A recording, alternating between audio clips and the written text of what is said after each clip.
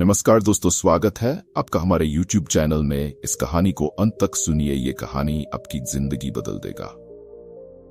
गौतम बुद्ध का जीवन और उनके उपदेश आज भी लोगों के जीवन में एक नई दिशा देने का कार्य करते हैं। उनका जीवन और शिक्षाएं हमें सरल जीवन, गहरी सोच और सही दृष्टिकोण की प्रेरणा देती हैं। बुद्ध ने अपने जीवन में जो शक्तिशाली नियम बनाए, वे सिर्फ बौद्ध धर्म के अनुयायियों के लिए नहीं थे, बल्कि समस्त मानवता के लिए थे। उनके नियमों को अपनाकर किसी भी व्यक्ति का जीवन सकारात्मक दिशा में बदल सकता है। बुद्ध की यात्रा और गांव की कहानी। एक बार गौतम बुद्ध अपने शिष्यों के साथ एक छोटे से गांव में पहुंचे। ये गांव प्राकृतिक सुंदरता से भरा हुआ था। चारों ओर हरियाली, साफ पानी की झीलें और शांत वातावरण था। लेकिन गांव के लोग अशांत और हमेशा दुखी दिखाई देते थे। बुद्ध ने देखा कि वहां के लोग न केवल दुखी थे, बल्कि आपस में भी झगड़ा करते थे। वे छोटे छोटे कारणों से क्रोधित हो जाते और एक दूसरे को अपशब्द कहते। बुद्ध को यह देखकर बहुत दुख हुआ। उन्होंने अपने शिष्यों के साथ गांव में कुछ दिन ठहरने का निर्णय लिया ताकि वहां वासियों के दुख का कारण समझ सके और उन्हें शांति का मार्ग दिखा सके।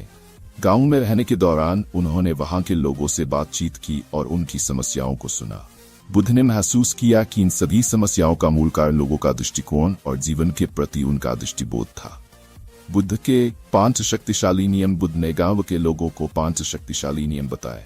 उन्होंने समझाया कि यदि इन नियमों को अपनाया जाए तो जीवन में सुख, शांति और संतोष की प्राप्ति हो सकती है। पहला, सही दृष्टिकोण, सम्यक दृष्टि। बुद्ध ने सबसे पहले लोगों को सही दृष्टिकोण रखने का महत्व बताया। उन्होंने कहा कि जीवन में दुख और सुख का स्रोत हमारी दृष्टि पर निर्भर करता है। यदि हम चीजों को सकारात्मक दृष्टिकोण से देखेंगे तो कठिनाइयों में भी सुख पा सकेंगे। उन्होंने एक साधारण उदाहरण दिया। यदि एक गिलास में आधा पानी है तो यह आपकी दृष्टि पर निर्भर करता है कि आप उसे आधा भरा हुआ देखें या आधा खाली। बुद्ध ने समझाया कि किसी भी घटना या परिस्थिति को सकारात्मक रूप में देखने का अभ्यास करना चाहिए। उन्होंने लोगों को सिखाया कि हर परिस्थिति में कुछ अच्छा ढूंढने का प्रयास करें, क्योंकि ये दृष्टिकोण ही आपको कठिन समय में मजबूत बनाता है। बुद्ध ने यह भी कहा कि सही दृष्टिकोण हमें जीवन के प्रति जागरूक बनाता है और सही मार्ग की ओर प्रेरित करता है। दूसरा, करुणा और प्रेम। बुद्ध ने लोगों को बताया कि जीवन में करुणा और प्रेम का बहुत महत्व है। उन्होंने कहा कि सभी प्राणियों के प्रति करुणा और प्रेम का भाव रखना चाहिए, चाहे वे अच्छे हों या बुरे। उन्होंने बताया कि करुणा हमें केवल दूसरों की मदद करने के लिए प्रेरित नहीं करती, बल्कि यह हमारे भीतर भी शांति और आनंद की अनुभूति कराती है। बुद्ध ने एक पेड़ का उदाहरण दिया। पेड़ हर किसी को बिना किसी भेदभाव के छाया और फल देता है। ठीक उसी तरह हमें भी अपने जीवन में बिना किसी भेदभाव के सभी के प्रति करुणा और प्रेम का भाव रखना चाहिए। बुद्ध के इस नियम ने गांव वासियों के दिलों को गहराई से छू लिया और उन्होंने दूसरों के प्रति दयालु बनने का संकल्प लिया। तीसरा, वाणी पर संयम। गांव के लोग अक्सर एक दूसरे के प्रति कठोर और अपमानजनक शब्दों का प्रयोग करते थे। वे अपने क्रोध और असंतोष को शब्दों के माध्यम से व्यक्त करते और इससे उनके आपसी संबंधों में दरार आ जाती थी।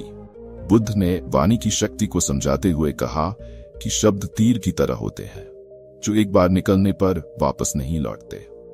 बुद्ध ने लोगों को समझाया कि यदि हम अपने शब्दों का प्रयोग सोच समझकर और प्रेम पूर्वक करेंगे तो हम दूसरों के जीवन में भी शांति का संचार कर सकते हैं।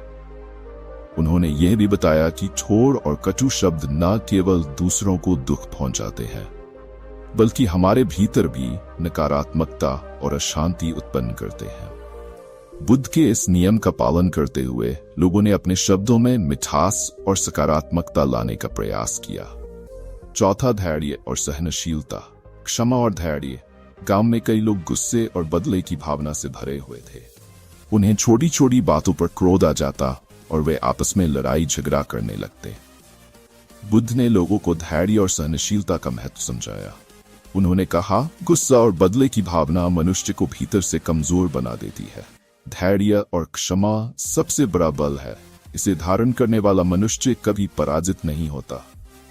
बुद्ध ने एक कहानी सुनाई। जिसमें एक व्यक्ति ने दूसरे से बहुत बड़ी गलती कर दी थी। फिर भी पीड़ित व्यक्ति ने धैर्य और क्षमा का परिचय देते हुए उसे माफ कर दिया। इसने उस गलती करने वाले व्यक्ति को बहुत प्रभावित किया और वह जीवन भर उसका ईंधन बन गया। बुद्ध के इस उदाहरण ने लोगों को गहराई से सोचने पर मजबूर कर दिया। पांचवा मध्य मार्ग। बुद्ध ने बताया कि जीवन में अतियों से बचना चाहिए। उन्होंने लोगों को मध्य मार्ग देश का पालन करने का उपदेश दिया। उन्होंने कहा कि अत्यधिक भोग विलास या अत्यधिक कठोरता दोनों ही मार्ग दुख की ओर ले जाते हैं। मध्य मार्ग संतुलन का मार्ग है, जो न तो अत्यधिक कठोरता है और न ही अतिवादी जीवन। यही मार्ग सच्ची शांति और संतोष की ओर ले जाता है। बुद्ध ने एक धनुष का उदाहरण देते हुए कहा, यदि धनुष की डोर को बहुत अधिक खींचा जाए तो वह टूट जाती है, और यदि उसे बहुत ढीला छोड़ा जाए तो उससे तीर नहीं चलाया जा सकता। ठीक उसी तरह हमें अपने जीवन में संतुलन बनाए रखना चाहिए।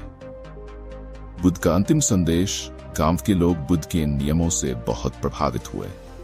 उन्होंने इन नियमों को अपने जीवन में अपनाने का प्रयास किया और धीरे धीरे उनके जीवन में परिवर्तन आने लगा। वे लोग अब पहले की तरह दुखी और अशांत नहीं रहते थे, बल्कि उनके चेहरों पर एक आंतरिक शांति और संतोष की झलक दिखाई देने लगी।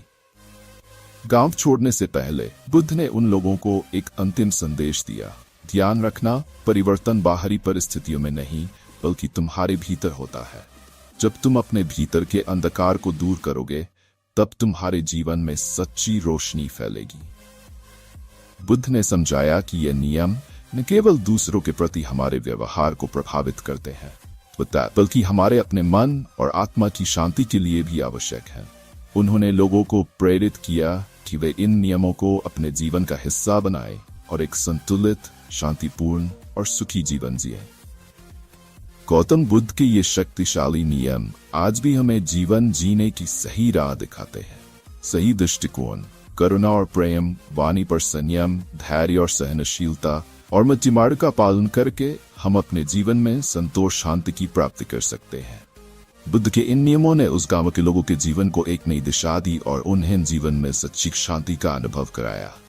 यह कहानी हमें सिखाती है कि जीवन की हर कठिनाई का समाधान हमारे भीतर ही छिपा होता है। बस जरूरत होती है सही नियमों को समझने और अपनाने की। मुझे उम्मीद है कहानी आपको पसंद आई होगी और काफी कुछ सीखने को मिला होगा।